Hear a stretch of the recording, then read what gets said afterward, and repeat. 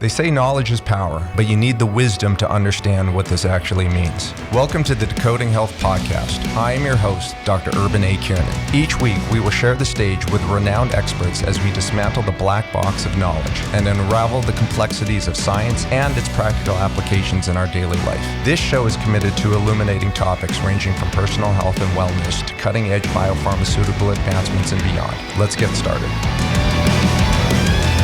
Welcome back to another episode of the Decoding Health Podcast. I am your host, Dr. Urban A. Kiernan, as always. Again, make sure you subscribe if you're finding our stuff informative. But I'm really excited to have the first patient perspective episode here on the Decoding Health.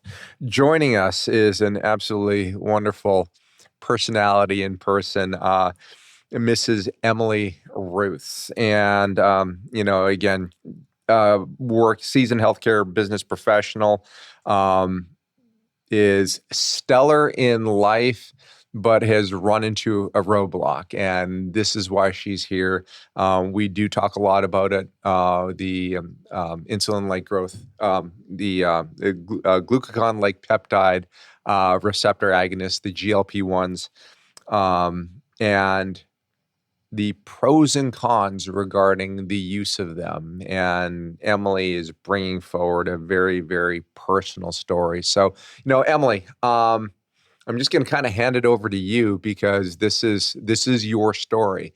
Kind of go and explain to us, a little bit more about you and then the journey that led you up to the point in time of which you decided that the use of these particular drugs was something that you wanted to kind of delve into for your health and wellness benefit.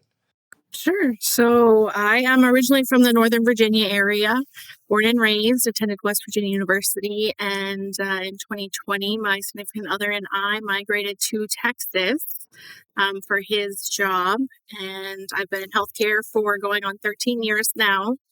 I was diagnosed at 14 with PCOS. So, at 14. Wow, that's young. Yes. Still to this day, there's definitely not a cure for it, but every individual is different, and every different symptom could affect somebody differently. So, of course, with the ovarian cysts, the weight gain, the insulin resistance, that's something I've dealt with most of my life. So it got to a point where I was tired of hearing, just diet and exercise, diet and exercise. Well, eventually it got to a point where diet turned into crash dieting, turned into, maybe this isn't healthy. 800 calories, 1,000 calories a day, that is not a healthy thing when you're working out.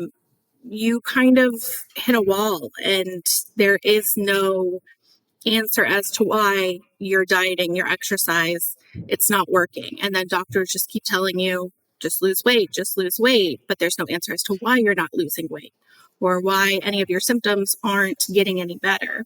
So I've seen some nutritionists, they agree, you need to have a higher caloric intake. You just need to make sure you're watching your macros and what you're putting in, you're getting out. That really wasn't the answer I was looking for, when there's not ever an A through Z plan for anybody. You just have to do what works for you. But when nothing's working, you kind of say, okay, what's next? I've never considered bariatric surgery. That's just not where I am. I don't think it's for me. It might be for other people. But when the GLP-1s came out, I thought, hey, maybe this is something I can look into.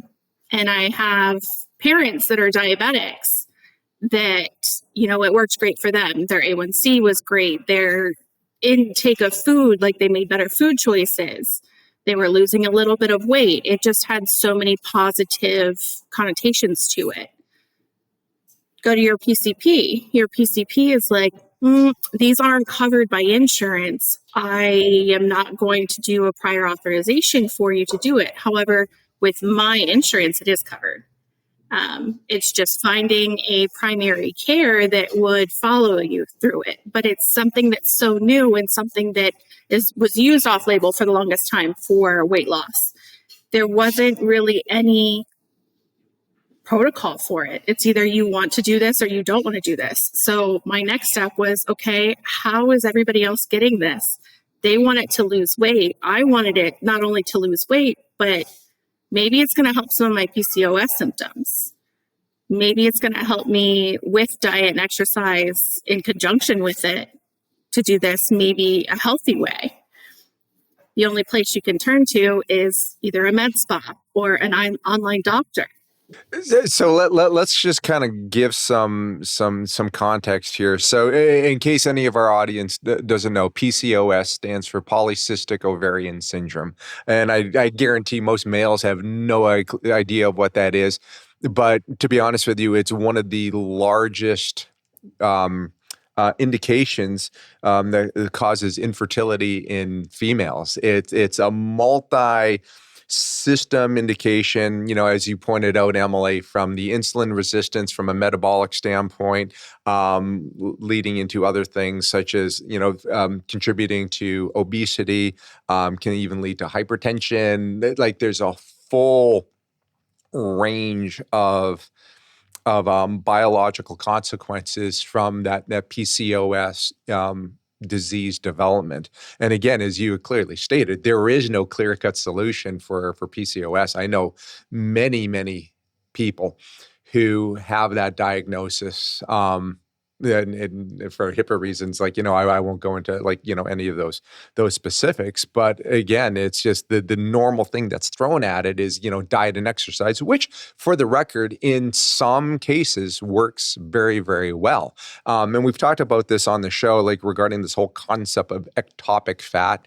Again, like ectopic pregnancy, most people are familiar with the use of that term. Ectopic meaning not belonging there.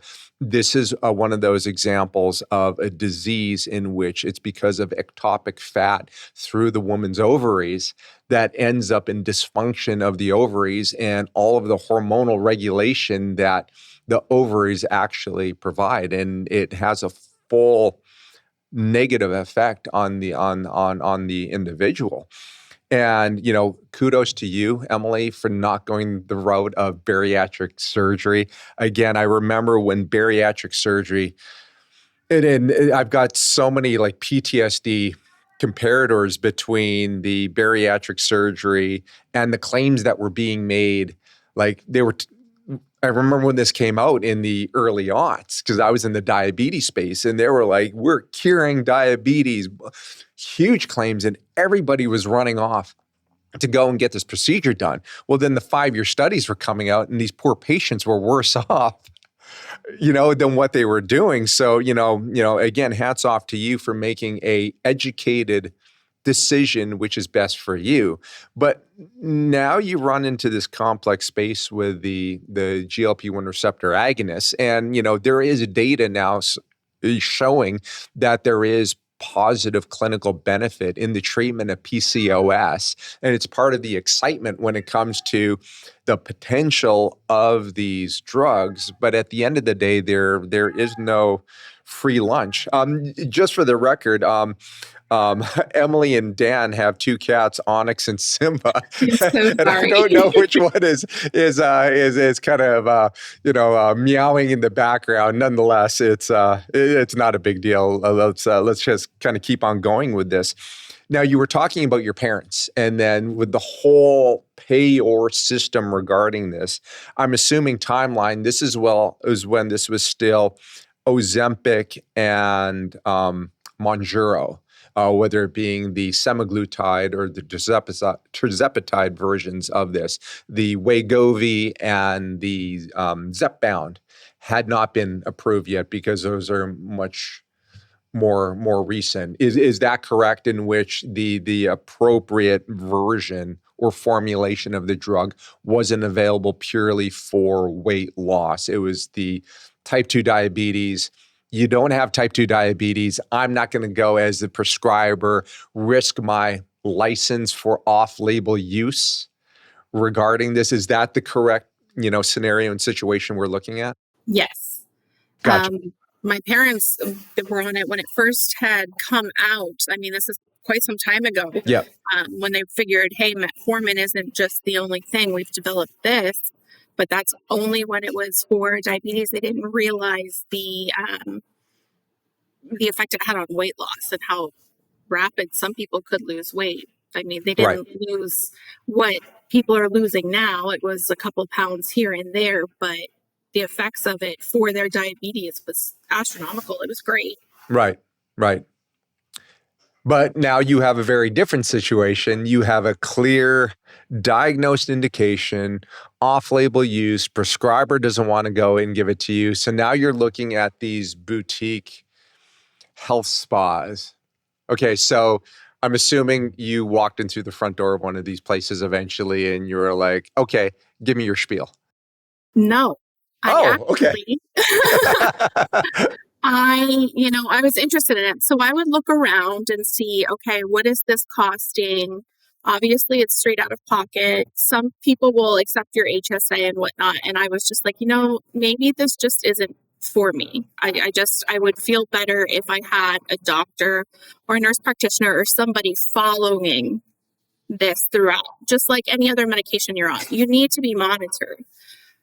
Well, I'm scrolling on Facebook and up pops an ad within the area that I live of a med spa that's owned by a nurse practitioner, and she has a partner that is a board certified physician, offering not only the injectables, Botox, lip fillers, all of that, different types of medical grade facials, but also weight loss.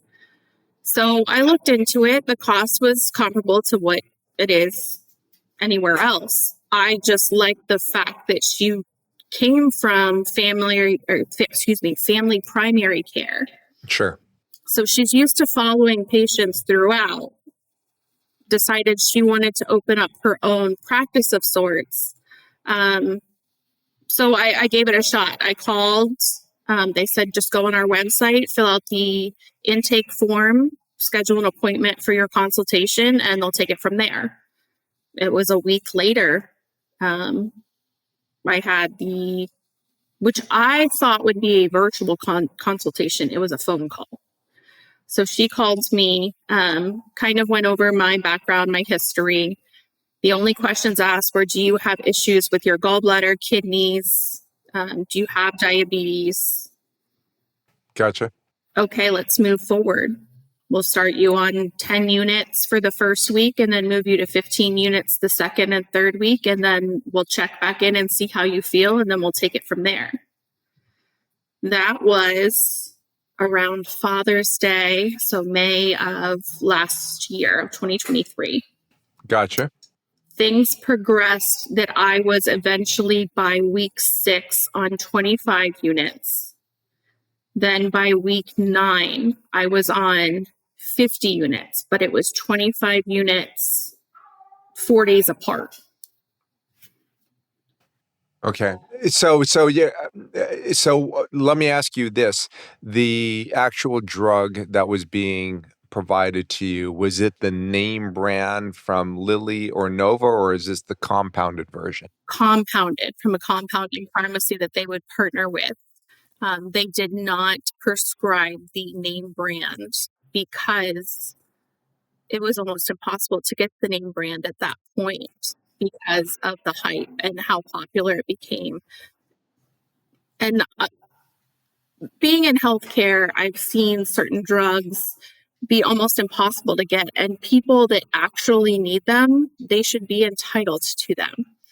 So I was okay with the compounded semaglutide because it's not the name brand. I'm not taking it from somebody that actually needs it on a daily basis or needs it so often for diabetes or for one of the reasons why it's made. Right. Looking back on it, when there was that shortage, I feel like the compounds, if it fit kind of the go around of what somebody needed, it should have been offered to those people before it's offered to the masses. Gotcha.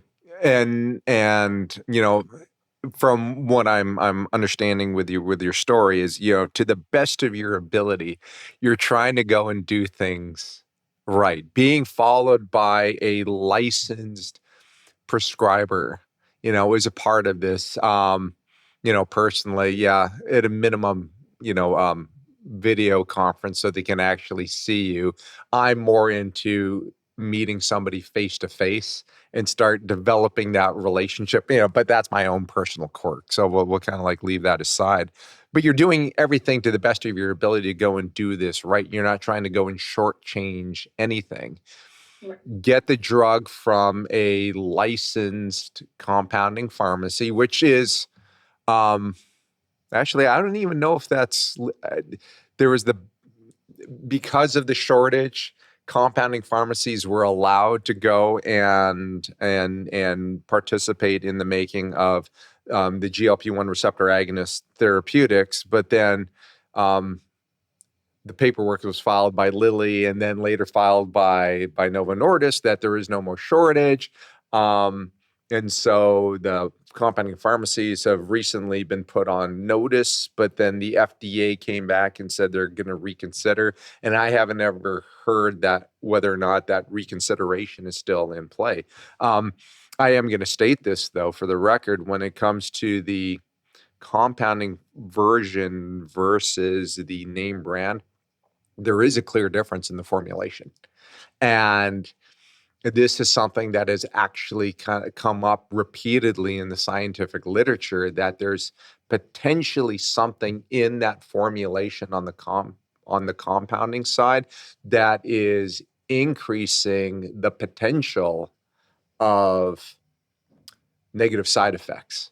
I can't comment on the specifics because as of right now, those are gigantic unknowns, but this is a trend that they are currently seeing. So sorry for interrupting here, but I wanted to just kind of give context on all of this. So you're on the drug by 6 weeks and, you're using unit definition, and I'm not sure from a concentration standpoint because, the Wegovy and the Zepbound, those are all by milligrams. So I don't know what 50 units translates into milligrams, but you started at how many units? 10 units. 10. So And then the now you're vial that I had was a 2.5 milligram vial. okay. So I don't know if that correlates to, because now they have the preloaded pens. Yes. So is that the amount? And then you're just taking so many units to correlate your dosage? I was just given a vial and told, Yes. this is how much you draw up. Not a problem. I do that daily. Sure. I know how to do that. That's not an issue. And then getting on a schedule, taking it, I would take it on Sundays. Once a week. Yeah. Okay. Once a week. And I would always do it on a Sunday. That way it was Sunday morning. Typically the side effects would start about an hour or two after the injection. I would inject in my abdomen. It would give me time to kind of get over the symptoms and the problems, or if any occurred, so that I could proceed with my work week. Sure. And right off, go ahead. What type of symptoms would you get? The negative, the negative side effects that you would commonly feel that you would have to get over on the Sunday. A lot of nausea, a lot of heartburn and indigestion, migraine headaches, GI issues. They talk about a lot food noise. You're not hungry. Well, when you're working out, you need to eat. I would work out and then I would get so sick because I didn't eat. I forgot to eat. I wasn't thinking about it. Well, you don't want to eat. You've lost the hormone ghrelin as a consequence, and so you no longer have that hormone telling your brain you are hungry. At the same token, too, you no longer have the hormone that is telling for your stomach to empty and peristalsis move all of that food stuff through your digestive tract. It's like the entire equilibrium that is disrupted regarding the signaling between pre and postprandial a food intake. So continue, please. Um, After everything would subside, everything was fine. I did find myself having to force food in, or at least what I would start tracking what I ate, how much I drank, and not because I had an issue with food. It's because I had to make sure that I was actually eating. Or, my Dan and I would go out to eat, and he would be like, "Yeah, you didn't touch your food." And I'm like, "What are you talking about? I'm so full." He's like, "You didn't touch your food." Being in healthcare, you're always on the go, on the move. Yeah, being in business, like the operational standpoint, I am at my desk a lot, but even so, that doesn't give me an excuse not to eat or have a protein shake or anything like that. I would go all day, 10-hour shift with nothing and not think anything of it because I don't have that receptor going off like, hey, it's time to eat. You need to eat something. And my energy started to diminish. And I started to get worried because I would come home and I'd be so exhausted. But it was the first time that I can remember that I would actually sleep through the night. I've always had an issue with sleep. My brain never shuts off. As soon as I started taking the semaglutide, I could sleep through the night comfortably and wake up feeling, okay, I'm ready for my day, not groggy or anything. So I was like, okay, this is interesting. I've never heard of this happening. Maybe it's just, my body getting used to a new routine, trying something new. But then that only lasted about 3 months. And so let me ask you this, because you started off at 10 units and then you worked up to 50. And then this is the dosing now that you're holding, across the board. While you were doing that workup from 10 to 50, were you experiencing any of these side effects while you were doing that workup? Yes, every Okay. time I felt like I no sooner got used to the side effects and everything was fine. And then I titrate up and then it would all start all over again and then go through it, everything be fine. I met with the nurse practitioner again and she's like, oh, that's normal. Let's titrate you up.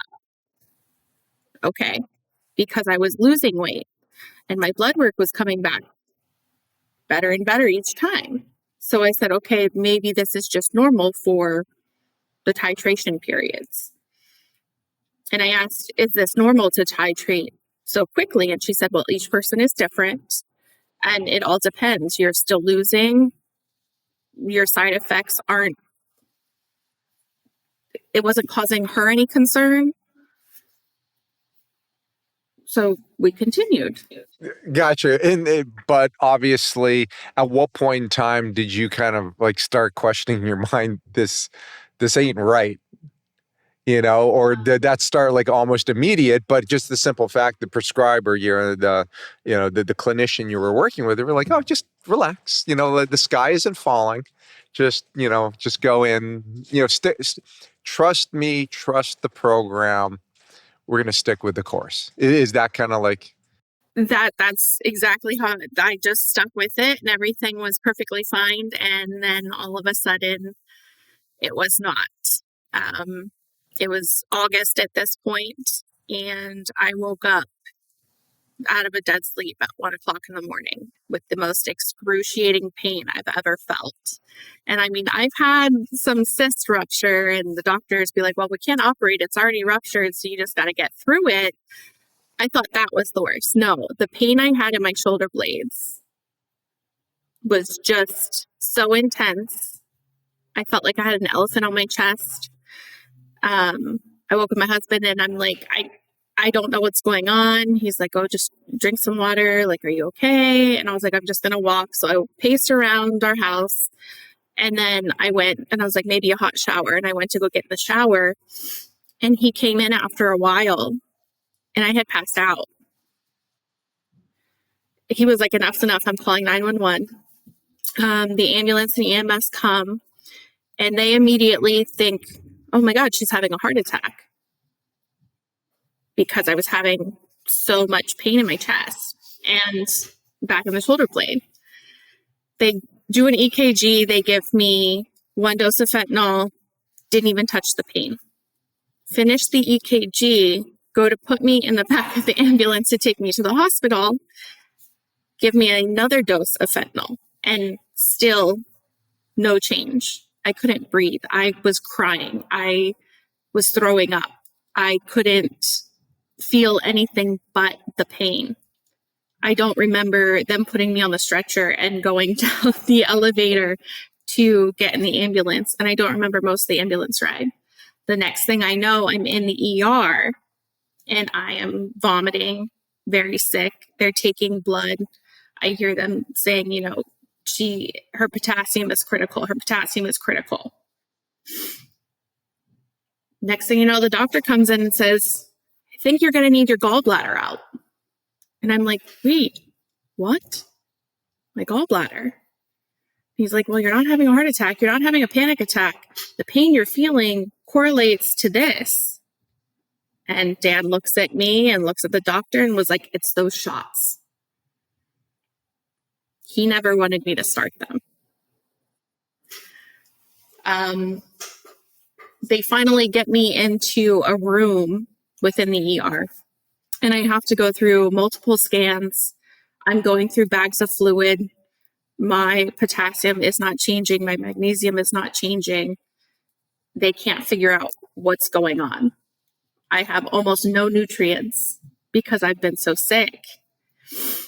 I go through these scans that they make you go in this machine, and I have to sit still, and I'm there for an hour while still in pain to see if my gallbladder shows up on this screen.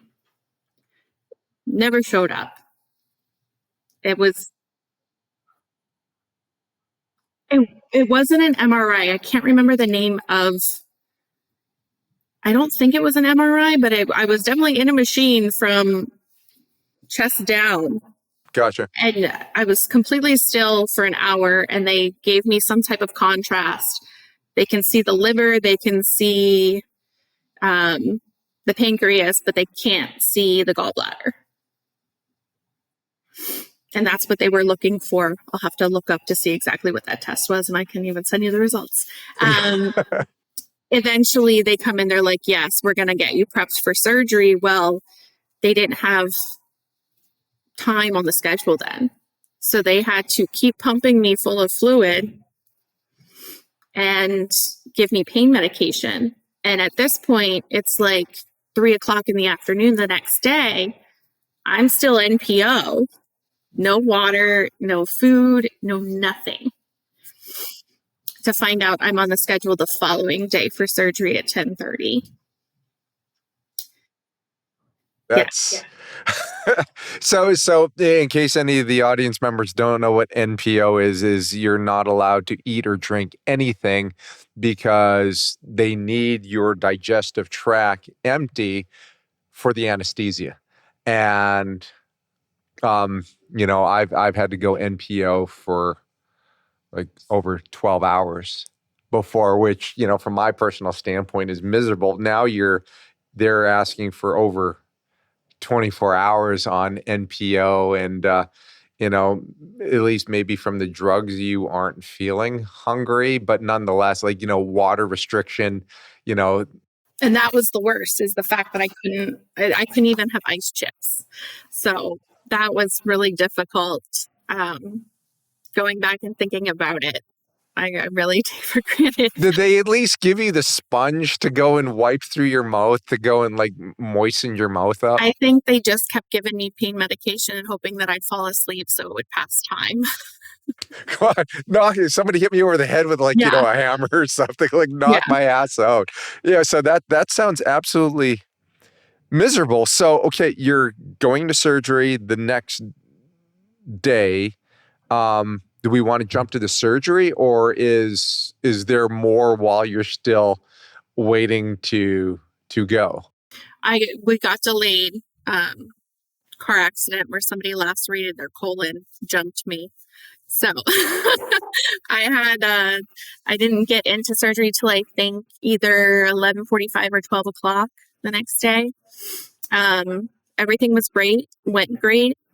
The surgeon came back and was like, you needed that out and you needed it out a long time ago. My question to her, though, was why now? Typically, I've seen studies where if you've had issues, you've had sludge, you've had stones, they don't recommend you going on any of these drugs because you could have a flare up. The exact thing that happened to me would Sure. 99% happen. I didn't have any of those issues, none at all. What caused this? How come it happened? Nobody had an answer. Nobody could really explain it. And they're like, oh, well, it's also new. You know, you follow up with your PCP. And I'm like, I can follow up with my PCP, but my PCP isn't the one who prescribed this. They wouldn't prescribe it. So he's not going to have an answer. Right. I was discharged later that night. I requested because I was not comfortable. I wanted to sleep in my own bed and just recover there. I was discharged without pain medication. But did the pain at least subside or Not decrease really. or really? It decreased a little bit. It was more so just like an annoying, like I threw my shoulder out or something in that area. The incisions, my abdomen, like that area, since it was laparoscopic, that was just very painful. I can't believe they didn't offer anything. Well, they said I could take Tylenol, but also they didn't want me to leave. They still wanted to monitor my potassium. I was at a level where they're like, okay, now you're stable, but it's not where it needs to be. And I said, but you said I'm stable. They're like, Okay. we really want you to stay overnight. I'm in healthcare. I understand. Yes, I have great insurance. I'm not staying another night. That's a Okay. waste of resources. I can be more comfortable at home. So we alternated Tylenol and Tylenol and Advil. Aleve, on and off. It helped. It took a couple days. I was back at work 2 days later. Wow. You're a champion. Wow. So, talking about somebody who is the job. It's I congratulate you on that, but it's you just had a major surgery in my personal and professional opinion. You know, the times to focus on you and and rest up. But so I'm assuming your potassium levels just came back to normal. I'm assuming that eventually over time the pain subsided. Were you ever able to get a definitive answer as to like what the F is going on here? Or Not really. I've had kind of long-term complications after. After that, I stopped the drug altogether. I just didn't feel like I had enough information, and seeing so many other reports come out of people having the same experience, or at least, everything was great. And then I had my gallbladder out, but now I'm back on the shots. Yes, it was great. I lost 50 pounds in that time. Was it worth it? I don't really think so, because these long-term complications, the food aversions, the delayed emptying, the constant heartburn, chest pain type thing, the GERD. no, yeah, no, it's real. It's very difficult to go out with friends for dinner because I can't eat half of it, or I can eat, but we have to go home immediately because I don't know if I'm going to be able to keep my food down. For a while there, after the surgery, around the holidays, I started getting IV drips because I wasn't absorbing the nutrients in my food because there were only certain foods I could eat and tolerate. Gotcha. I'm not one to take off work if I don't feel well. As long as I don't have a fever and I'm not vomiting, I'm going to work. Yes, 2 days after major surgery, you're back at work. You're glutton for punishment, and So you're seeing all of these residual complications just for, like, curiosity, in terms, again, everybody's different, but I've heard this story before. And, I'm very grateful for you being willing to be, in, virtual, but like in person, sharing your very personal story with us. Foods that actually you could eat and keep down, because, this is very similar to like when somebody's going through like chemotherapy. Yeah, I have to eat, but there's only like my first wife who passed away from cancer. I remember the only thing that she could stomach were the Chef Boyardee mini raviolis. That's the only thing that she could eat and not start throwing up. And I remember I was at a Safeway and they were on sale, and I literally took the entire shelf and threw it into my cart. And my daughter, she was like 2 at the time, and or yeah, 2, yeah, 2-ish, and she was sitting in the little part of the cart, with me. And I remember I'm like loading all this stuff onto the conveyor belt, and the the uh the clerk was just like, "Oh, I see Dad doesn't like to cook." And I looked at her and I said, "No, I have a wife with cancer, and this is the only thing that she'll keep down." And the woman wouldn't look at me after I made that comment. And, again, it was an innocent comment, but it was at the wrong place, wrong time. Um, and sorry for going off on that personal tangent. It just kind of struck a little memory lane type thing. So what type of foods, if you don't mind me asking, were you able to go and keep down? Because I've read stories in which the only thing they can eat is ice cream. And it's just like, holy criminy. You just went from the frying pan into the fire. So, like, at least were you able to go and stomach and keep something down of some level of nutritional content? Um, Debatable. It was cottage cheese, cantaloupe, and watermelon. That is all I ate for the first month and a half. Okay. If I tried anything else, it didn't work. It was very hard. I'm very much I cook dinner every night. I prepackage lunches.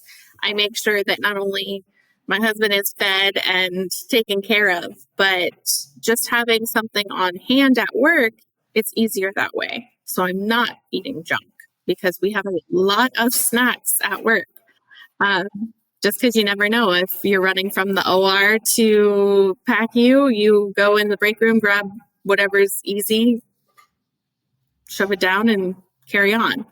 Yeah, I get it. I used to work in a hospital. So yeah, you get used to eating on the move, like literally standing, grab something, keep on going to the next thing that you're off to. But that's that's a challenge, just from the concept of health and wellness. Eating melon and cottage cheese, I really can't see that as even being sustenance. Like, to be honest with you, like, so for the first month, that's what your diet consisted of. Did it eventually start getting better and better, and like into where you are now is like you're able to go and eat like a normal a cuisine, like food selection, or are you still? I have to be careful. I like a lot of ethnic foods, so I have to be careful with spice. I have to just be careful with anything heavy with lots of cream or anything too rich, just because it doesn't sit well in my stomach. Um, And then when you say sit well now, are you talking about nausea, or is it on the other side of the whole no, equation? it's nausea. Okay. It does not. It's vomiting, and it's hard because I'm at work, and then all of a sudden, Emily just ate and she's running to the bathroom. Does she have an eating disorder? No, I don't have an eating disorder. It's I can't tolerate that food, or I can't tolerate how it's digesting, and that's my body's natural response. Like, get it out. This doesn't go here. Um, it's gotten better over time, but I feel that since I'm well over a year post-op, it's still a little concerning. So getting in with a GI doctor, I need to get in for an EGD and a colonoscopy, like always, because I always check them at the same time. But see if anything has caused issues, like from that, on top of everything else. Well, absolutely. And they were And worried. Go ahead. no, please, no, sure. They were worried post surgery, since I was still having pain, that maybe I had a stone stuck in one of the ducts, or I was like, wait, I thought you removed all of that. I thought now I just have free flowing bile all the time. Right. But again, it's really, we took out your gallbladder. You think that you had the issue because of the drug. You're not getting any answers. Let's just, again, change your diet and exercise more and see if that's the answer. Right. But, it's hard because you have PCOS, and that creates just a biological headwind that you have to turn around and fight against, because metabolically you are compromised. And this is absolutely horrible. And so, like, but when you went and you had the surgery, they were like, follow up with your PCP. Well, you went outside of your PCP because they wouldn't prescribe it for whatever their individual reasons are. We can't chastise them. And maybe, yeah, they were not willing to prescribe it, and they were correct regarding it. Did you ever go back? Did you ever go back to the prescriber and let them know of what happened? Oh, yeah. I did immediately, because I did see my PCP because I needed to get cleared to go back to work, because the surgeon wanted me off for 6 weeks. And I said, I can't do that. That's not me. So Wait a second. I went around. You were going to get a note for 6 weeks off, and you took 2 days? Yes. So I went to my PCP so I could get that clearance. And he's like, you know yourself better than anybody else. How do you feel? And I said, I can easily not leave my desk. That's not an issue. I can just be on desk duty the whole time. Okay. My boss was totally fine with it. She was like, of course, no questions asked. If you need help and doing anything, just ask somebody. He said if I wanted to continue with the medication, I needed to go back to who prescribed it. And I know that all too well. He was the one that recommended, okay, if you want pain medication, you're going to have to go to the surgeon. I understand. At that point, I didn't want pain medication. He was the one that was also, okay, just keep doing what you're doing. But I do want to see you back in so long to check your labs again. Totally normal. I mean, I'm completely happy with his care. When I went back to the prescriber, to the nurse practitioner, she was like, okay, well, let's titrate you back down. And at this point, I was almost finished with my vial that I was on. And I kind of just was like, okay, that's fine. I was having phone conversations with her. I never met her face to face. I threw away that vial, and I never called back, followed up, nothing. I'll still get emails from them like, oh, the office is closed for this, or the office is closed for that, or we're running a special where buy one vial, get 2 free, or something like that, or any price changes. But I've never followed up, and they've never followed up either. There's no check-ins to see how you're doing. There's not even like a message on their online portal to say, where are you at? Like, where are you at with your goals? Where are you sitting with your weight? How much have you lost? Anything like that. But then there's still, pop-up messages like, tell your story to everybody. We love our patients. Like, let's get it out there. And I understand that it's marketing at that point, but if only the public understood that there is so much behind this drug that you need to be managed and you need to be followed. So what happened to me doesn't happen to somebody else. And we've actually on the show done an episode on mail order medicine, and it's not just with the with these classes of drugs. It comes with any of it. It's just there is no free lunch. And I say that all the time on this show. You get a drug and you get the product insert. Most people just take them and just throw them away. But you take the product insert, you open it up, it's going to be this piece of paper that's like this big and really small print that you might have to go and use your magnifying glass on your phone to go and read it. But there's going to be an entire section on potential side effects and warnings that you need to go through.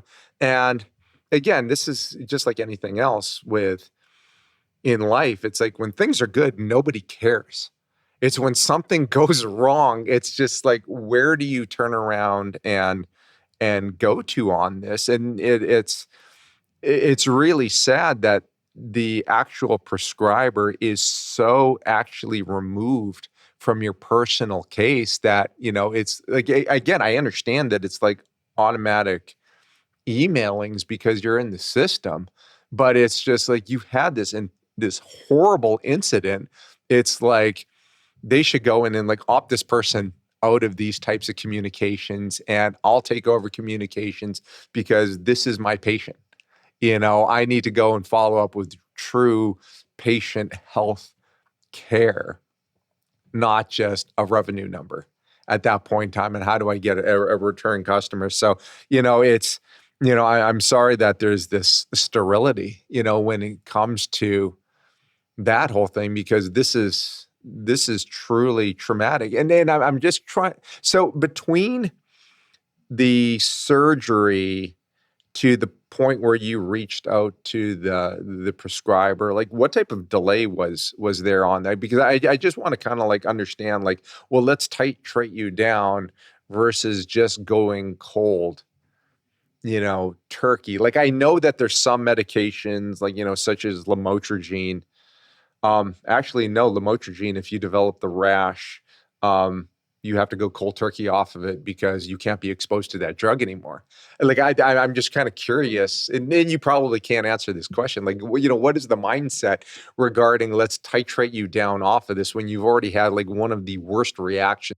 So I don't think she was planning on titrating me down to be completely off of it. I think she was titrating me down so I wasn't experiencing symptoms that I was having when I would first start taking it, when I would have that one day of side effects.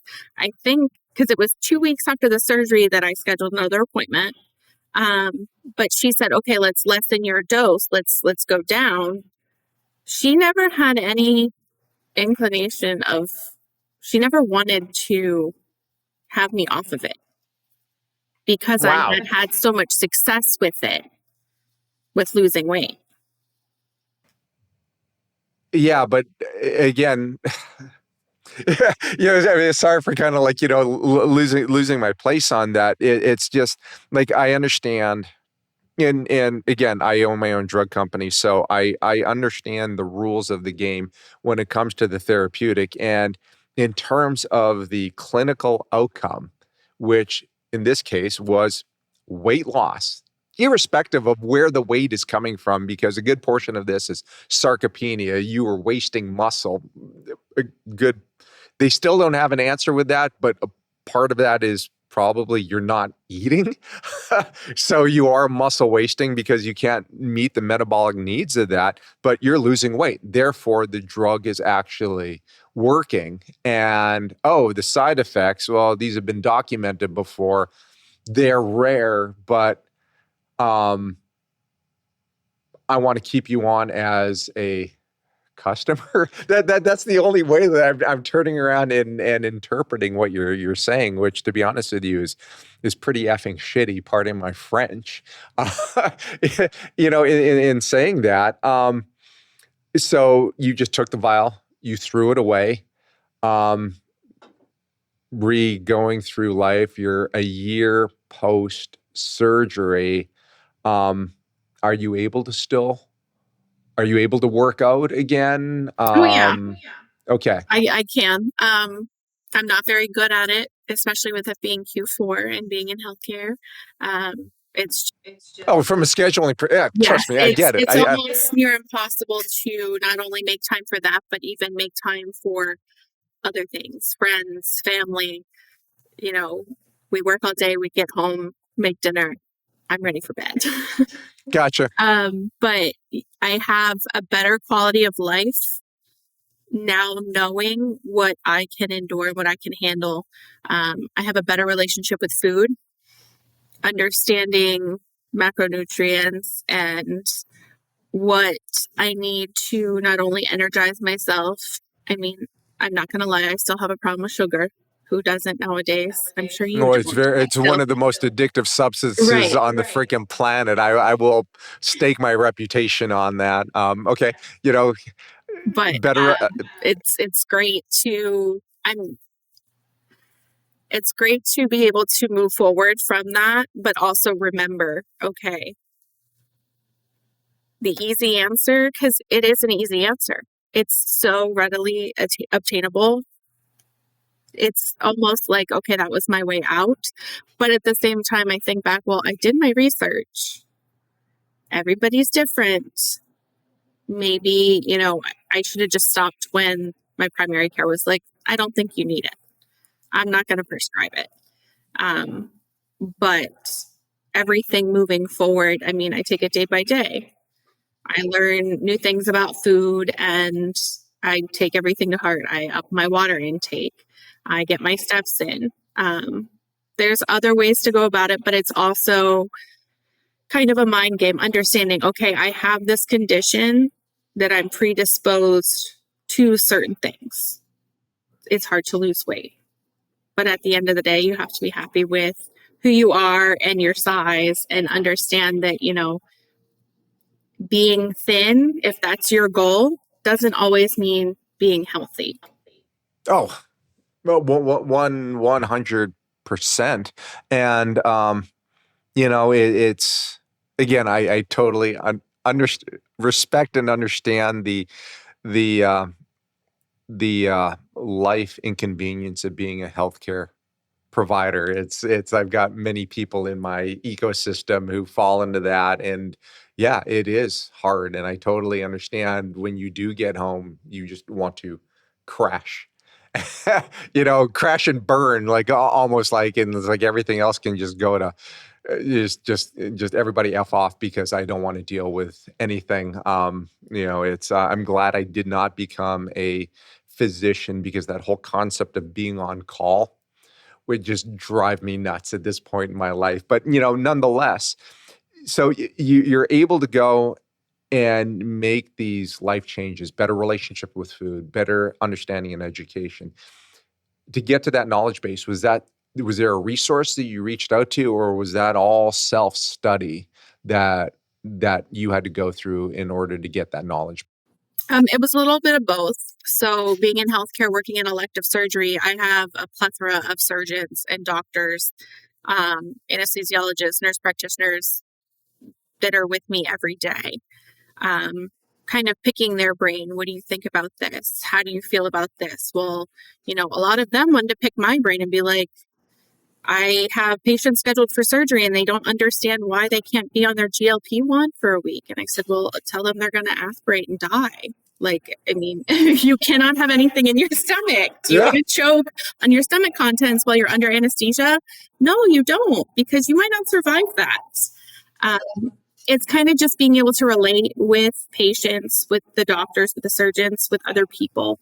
But it is because I did a lot of research, and anybody that wanted to talk about it, I was all ears. I wanted to learn what they went through, what they found out, what they've researched, and do my own research as well.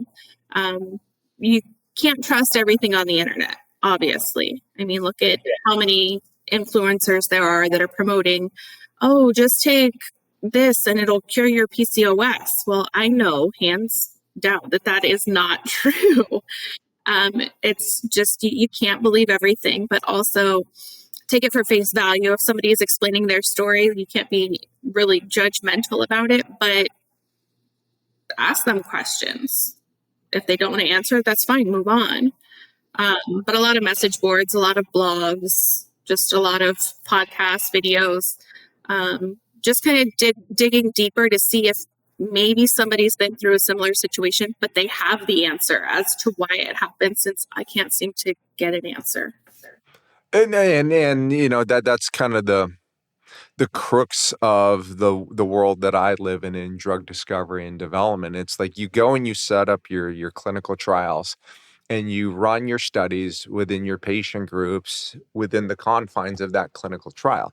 And you know, you have certain questions and you're trying to get certain answers regarding it. And outside of that box, unless it's leading to like people, you know, dying or getting significantly ill, to be honest with you, a lot of that stuff is just, you know, it gets reported, but nobody really cares. Like I brought up the whole sarcopenia issue. It's like they've known about that since like day one, but it wasn't a part of the clinical trials. It wasn't a consideration or concern. But from a longevity, health and wellness lifespan aspect, you know, you're actually, even though you're getting that immediate short-term gratification because, oh, this is my number on the scale, you know, when you're looking at, you know, 20, 30, 40 years from now, and you no longer have that muscle mass, which is going to be the dictator of what your future looks like in your geriatric years. And again, sorry, everybody, we're all getting older. Yeah, there's nothing we can do to just, you know, trust me, if you can figure out how to stop that, let me know. I'm 51 and, you know, it's just like I'm reflecting on my life and it's just like, wow, there's still so much more that I want to do. So if you can buy me more time, just, you know, let me know. But, you know, here you have, you know, all of this that's going on. You have an opportunity to tell your story. And hopefully, you know, we're going to be getting, you know, thousands of views on all the different platforms that the Decoding Health is on. If you could have a conversation with young, naive Emily, you know, prior to all of this, what would be your message to her? And like, audience, please pay attention because you might be Emily, you know, prior to doing this. Like, what would you sit down and say other than don't be stupid, you're going to lose your pancreas, or not your pancreas, your gallbladder, excuse me. It it stimulates your pancreas, but nonetheless it's your gallbladder that got you know, removed. There are people who have huge issues with their pancreas, just for the record. You know, what would be the advice that you give to them? I would say always research. I've learned a lot about not only nutrition, but like nutrients, what supplements are necessary. Go that route, something, you know, naturopathic. Try everything before you try the easy way. Gotcha. I even did some genetic testing to find if I'm, you know, preempt to something else, or is there another reason? Visit all avenues. Don't, Just jump to this one. yeah, don't, just Gotcha. because it's easy doesn't mean it's the best option. Even when you're busy, I get it, we're all busy, especially during COVID, you know, virtual is all we had. So I understand that business model and that business plan, but you have to take a step back and ask the right questions. Right. Why did this come out? Who was it made for? Is it working? What are the side effects? Who is it not working for? What risks am I taking? And ultimately, what's the end result? Is that obtainable? And great points on all of those. And I just kind of, yeah, had a senior moment there. I just realized I didn't, you know, finish my previous thought. Like, you know, from a drug sponsor standpoint, you set up your clinical trials, you create all this data. Now you get a drug that's approved. And this is the situation we're dealing with in which the drug is out there. And, you know, for the record, when we set up clinical trials, and everybody does that, you, to a degree, you cherry pick who your study group is to go and put your best forward for success because there's potentially billions of dollars on the line here. Now, when it gets out in the general population, you cannot control that. So this is where the worst of the worst is going to wind up coming out. And this is what we're starting to see. However, though, from a drug sponsor standpoint, you know, this is supposed to be a $50 billion drug in the next, well, it's 2025 already. So it's 5 years from now, this is going to be $50 billion a year, you know, across the board. And so from corporate America, corporate globally. People are very, very interested in this. And again, I'm a capitalist. I support making money, but at the same token too, now this information is coming out. And like in your particular case, PCOS, they're exploring the use of these drugs for PCOS because they are seeing in a certain patient group, you know, some benefit on this. Now, they're also seeing other things too. And I actually did a short on this one regarding medications no longer working, because just like, why do I have to be off of my GLP-1 receptor agonist drugs for a week prior to surgery? Well, it's because your stomach's not emptying. That's having a gross effect on daily medications that people are taking because it's not moving from your stomach into your small intestines where absorption actually takes place. Stuff is sitting around in your stomach longer than was experimentally determined in clinical trials. And the full amount of medication, like if you pop a pill and it goes into your stomach, not all of it is bioavailable. There's only a percentage of that because the stomach conditions will wind up just degrading a portion of that. It's just what makes it through winds up. Now you've got something sitting in your stomach rather than for 4 hours, you're looking at 12. This is never considered for in the history of that drug. And so now you've got all of this stuff that's like all over the place, which just compounds this issue. And, I can't comment as to whether or not it was because of your PCOS that led directly into what you experienced. But this game isn't over. And, back to your point, Emily, regarding, do as much research as you can. Like, are there any, let's not worry about the good stuff. If you want the good stuff, just go and watch all of those Hollywood videos and all of those people like talking about like how great this is. And like, ooh, look at me, I can afford this, poor peasants who can't pay for this. There are literally videos in which they're flaunting this out there. And it's like, okay, the hell with you guys. Do you have any resources that you're willing to share regarding the negative, the real side on this when things go wrong? Again, everybody's an adult. You decide for yourself, but you need to hear these horror stories, not all the warm and fuzzies. Do you have any like direct, whether it be on social media, websites that you would recommend? If you just do a simple search like side effects of GLP-1s or personal stories, I found a lot of information when I was looking up clinical trials for PCOS, reading studies about the negative effects of GLP-1s, not necessarily just for PCOS, but generally. How different university students would use GLP-1s to try and prove their point or whatever they were trying to do. And then these people come out, this is what I found in my study. This is the bad, this is the good. I didn't find too many good things out there. And I appreciate that, these university students that are going through med school and doing their capstones and everything else and their theories on what's popular now, because again, medicine, it's a practice. You're always practicing, always learning new things. That's why from a business standpoint, that's the future. We need more of that because we need those that are hungry and those that are, willing to ask the questions that nobody else wants to ask or figure out the answers that nobody wants to hear. We need that. And we need people that are on the forefront of the cutting edge. I want to find a better way to do this, and not an easy way. I want to find the way to make this work and help the masses. I mean, that's why I got into healthcare. I wanted to help people. Not everybody has the same idea. Yeah.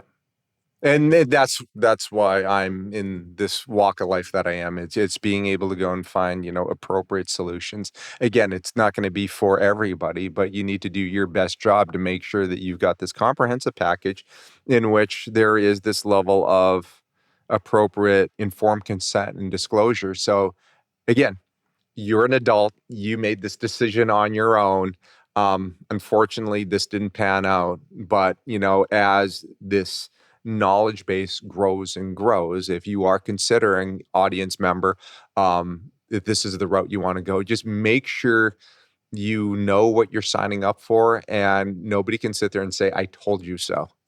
Again, I don't want to be like an a-hole and be like, rubbing in anybody's, faces, at all. That's not the intent of this. But this information is out there, and you need to go out and search this out on your own, because, there is some good that comes out of these drugs. But I think now that we're in the general population, and all of this data continues to come in, these horror stories are absolutely real, and they're going to be more and more common. And it's, just like in the case of the prescriber for this, it's just clear, like, we don't want to deal with it. Like, if you want to come back on, sure, reach out to this. We'll be more than happy to go and have this show up in your mailbox, but, other than that, I guarantee it, there was no report that was filed regarding this that went back to the compound pharmacy to go and, no variance, no nothing.